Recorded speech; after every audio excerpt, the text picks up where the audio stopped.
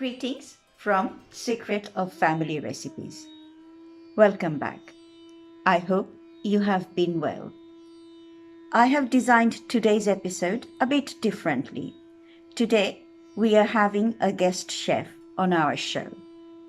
And yes, we have a very young budding chef. Shh, that's a surprise for you. You have to wait and watch and see who is my special guest. About 3-4 years ago, I spent a couple of days in Dubai. And one of my missions there was to visit their spice souk I heard so much about. So I visited the spice souk and it was amazing experience. The smell and the aroma and the way they display their spice. It was stunning. It was a foodie paradise, and I'm sure chefs from across the world will agree with me that a spice souk is the favorite place to visit for all of them. I took some photos of the spice souk and I will try to share those photos in this episode.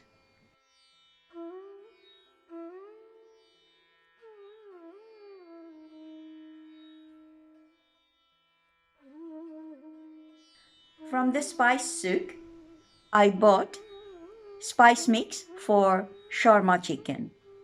And oh my God, I loved it. I made shawarma chicken for 6 months for my friends and my family, and they loved it too. But then I ran out of the spice mix I bought from Dubai. So I decided to make my own spice mix. It was easy. I just checked the ingredients, and because I have a good sense of proportionate of spice mix and herbs, I managed to recreate the spice mix, and I think my one is better. When we came out of the lockdown in summer this year, not this year, last year, I forgot we're already in 2021 and yet again in another lockdown. My family came to visit me in summer last year and I made these shawarma style grilled chicken drumsticks for them. They loved it. I have decided I will share the recipes with you. So today's theme is family style meal. I will be using the 4 seeds spice mix I showed in episode 1. If you have missed that episode, I will be sharing the link for that episode in the description box below with the recipe. I will be using my electric oven and I will set it in grill. I will be starting in medium high temperature, which is 180 degrees centigrade, and then I will turn it down to 160 degrees centigrade to complete the cooking. I will also have to turn the pieces over. I used the chicken drumsticks and I kept the skin on because it will keep the chicken moist. If you like, you can use chicken breast pieces. You can obviously put them in a skewer when you grill them. But the cooking time will vary. For breast pieces, you need to cook it for 25 minutes to 30 minutes because they get dried easily. For chicken drumsticks or chicken wings, you need to cook it for 50 minutes to 1 hour. These shawarma style grilled chicken drumsticks can also be a favorite for summertime barbecue. The marinating of the chicken drumsticks did not get recorded. I'm going to explain to you what I did. I used 3 tablespoons of Greek yogurt, 2 teaspoons of 4 seeds spice mix, half a teaspoon of turmeric powder, 1 teaspoon of ginger paste, 1 clove of crushed garlic, 2 tablespoons of chopped parsley leaves, 1 teaspoon of salt, or if you prefer a little less, start with little less. And then I mixed all the ingredients together, added the chicken drumsticks, which I kept them skin on, and marinated it. I kept the marinated chicken for 2 hours before I started grilling them. You could, of course, marinate overnight. Oh, I forgot to mention, I did add 2 tablespoons of vegetable oil as well, so it would not get too dry. And you can marinate them overnight, but make sure they are in the fridge in a covered box. To marinate my chicken, I will need 2 tablespoons of flat leaf parsley chopped, less than half a teaspoon of turmeric powder. I will need 1 teaspoon of crushed ginger. I will need Greek style yogurt, 3 tablespoons, and finally 2 teaspoons of 4 seeds spice mix. I must not forget, I will also need a clove of garlic that would be crushed. Then we will add salt according to your taste and 2 tablespoons of vegetable oil. I will put all the ingredients in one bowl and marinate the chicken drumsticks. I have been marinating the chicken drumsticks for about 1 hour 45 minutes. I will add 2 tablespoons of vegetable oil. I will try and mix them very well now. It looks like they have been well marinated. I will then make sure that the grill is really hot and put it in the grill in about 20-25 minutes. The chicken has been marinating for a bit more than 2 hours. They are ready to go into the oven for grilling. Apologies for the bright light and a bit grainy video. The chicken drumsticks are under the grill now. If you notice, there is a pan of water underneath. It is to make sure that the steam from the water keeps the chicken moist. The temperature is set to 180 degrees centigrade. When I grill in my oven, I usually keep the oven door a bit ajar or slightly open so that it doesn't create a lot of smoke. This is the grilled shawarma style chicken drumsticks. I have served it with flatbread and a parsley and tomato salad seasoned with salt and pepper and a dash of olive oil. Hi Judy, we've got here some shawarma style grilled chicken drumsticks, flatbread, and I made some tomato and flat leaf parsley salad. Yeah? Yes, put it in the flatbread with a bit of salad. Salad, nice tomato. Looks lovely and colourful. Okay.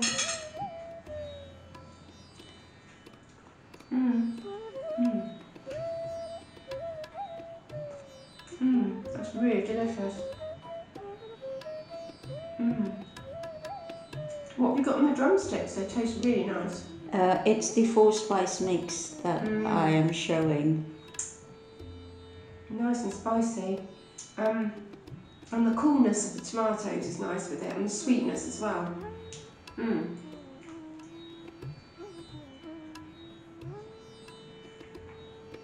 I'm going to be getting really fat eating all this food. It's lovely. Very nice. How did you cook these? I marinated it for 2 hours. And then because it's really tender. And then cooked it in the grill I had to slow cook it because it's on the bone, so it would take longer to cook Yeah. it. It's very nice, very tasty. I like it. Thank Such you. a good cook, Farmy. Thank you. Mmm. I hope you enjoy the shawarma style grilled chicken recipe and you will try it at home. All right, it's time for me to reveal who is my young budding chef. Meet the young budding chef, my friend Adiyat Zahir. Welcome to the Secret of Family Recipe show, Adiyat. Hi there, family auntie. Thank you for having me on your show. I've been doing a lot of cooking. I've been playing a lot of games. I've been watching a lot of TV. I've been sleeping a lot. And I've been eating lots of good food. Thank you very much. It's all over to you. Please explain to us what you're cooking today, and then we will take it from there. I am looking forward to find out what you have decided to share with us today. For the lamb leg, I'll be roasting it in an electric oven for 1 hour at 200 degrees C, that's 400 degrees F, covered in tin foil, uncovered at 180 C or 350 F for another hour, and then loosely covered again for another hour at 150 C or 300 F. I'll also be roasting the vegetables alongside it at 180 C or 350 F for 40 minutes. I'll be steaming and parboiling the vegetables in lidded saucepans, as well as using those for making the gravy, and I'll need an immersion blender to blend the gravy together.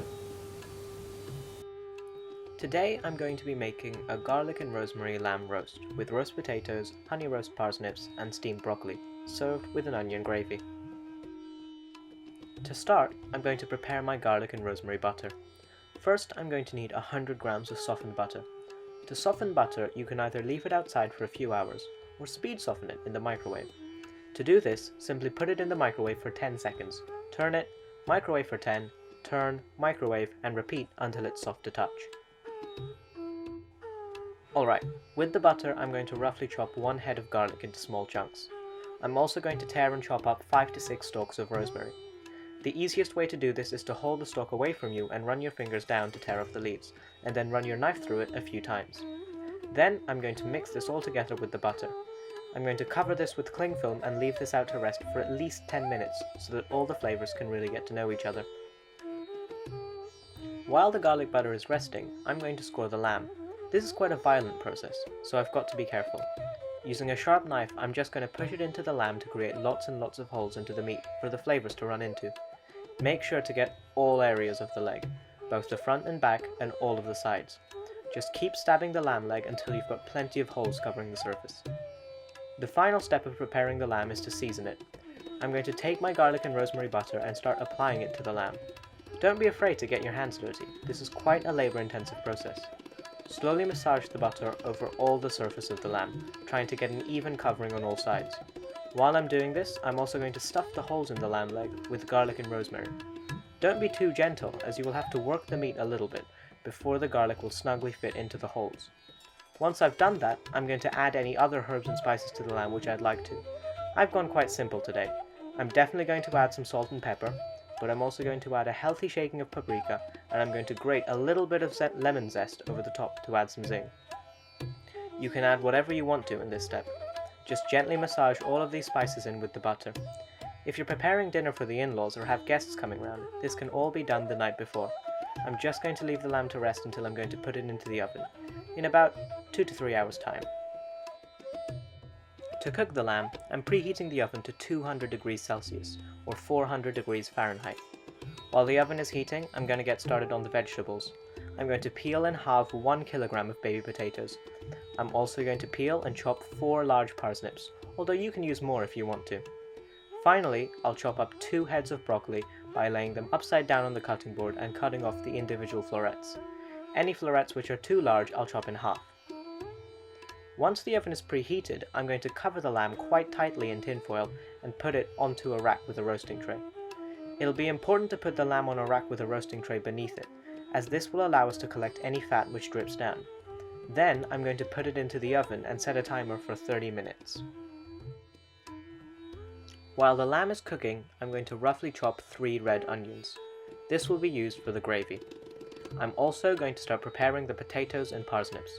To make great roast potatoes or parsnips, my trick is to parboil them first.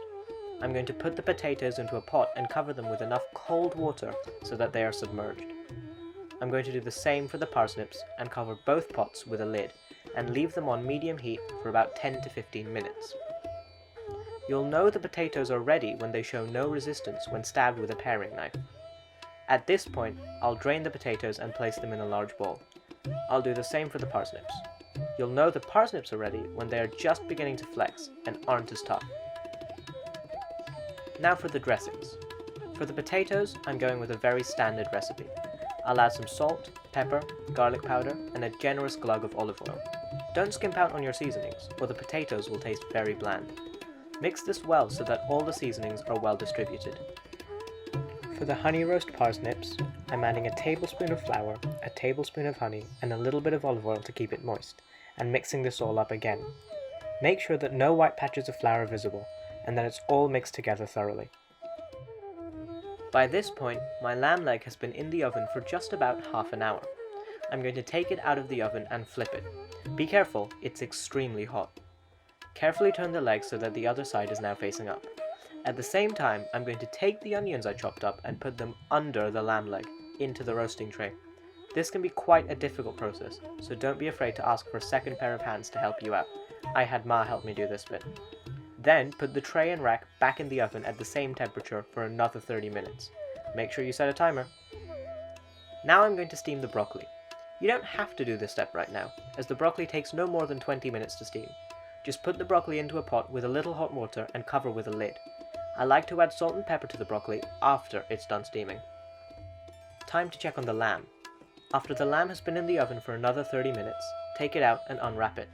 After unwrapping the lamb, I'll put it back into the oven. I'm also going to put my potatoes and parsnips onto a baking sheet and put them into the oven underneath the lamb. Reduce the heat down to 180 degrees Celsius, that's 350 Fahrenheit, and leave them in for another 30 to 40 minutes. After 30 minutes, the potatoes and parsnips are almost done, so I'm going to leave them in for another 10 minutes. While you're checking the roast vegetables, check on the onions. I'm going to pull them now. The longer you leave them in to roast, the more intense the flavour of the gravy will be, but they'll burn in a flash. These onions have been roasting for about an hour and are just shy of burning, so I'm going to put them into another pot to make the gravy. After 10 minutes, I'm going to pull the potatoes and parsnips too. Leave the lamb to roast uncovered at 180°C for another 20 minutes. While the lamb roasts, I'm going to make the gravy. To do this, I'm going to transfer the roast onions into a saucepan and turn the heat to medium. You want to wait and listen for the sizzling sound of the onions frying in the lamb fat. When you hear this sizzle, pour in a little bit of water to stop the cooking. To this, I'm adding about 2 tablespoons of flour and stirring until it's thoroughly mixed in and I can no longer see any lumps of flour. Then I'm going to add 500 milliliters of chicken stock and mix it all together. Turn the heat to low and gently stir until it is reduced a little bit. Then I'm going to blend the gravy together until it's at a consistency I like. This step is completely optional and it's fine not to blend your gravy at all. You can also blend it until it's completely smooth. I'm going to blend it until it's quite smooth but still has a few bits of onion intact. After the lamb has roasted for another 20 minutes, I'm going to pull it out of the oven to check on it. I want my leg to be well done, so for the final step I'm going to loosely cover it again with tinfoil and put it into the oven at 150 degrees Celsius, or 300 Fahrenheit, until it's cooked through completely and releases no blood water when stabbed. This took about 50 more minutes. All that's left now is to plate, carve and serve. This makes a really great meal for a big dinner party, and most of the difficult preparation can be done the night before. It's fun, it's filling, and it's very yummy. A great dish to make for yourself.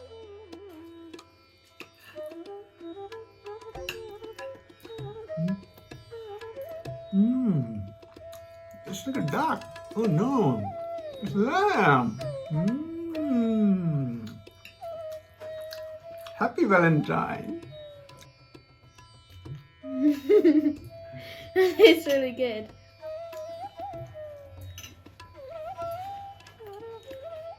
I like the gravy.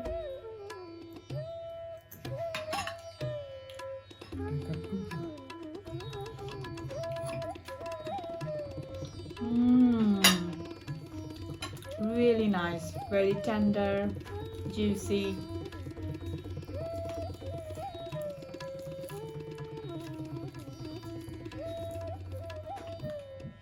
I love the roast vegetables, full of flavors. Well done, Adiyat. Thank you. Thank you very much, Adyat. That was amazing. It was such a beautiful cook. I'm so pleased. You are an excellent, excellent home cook.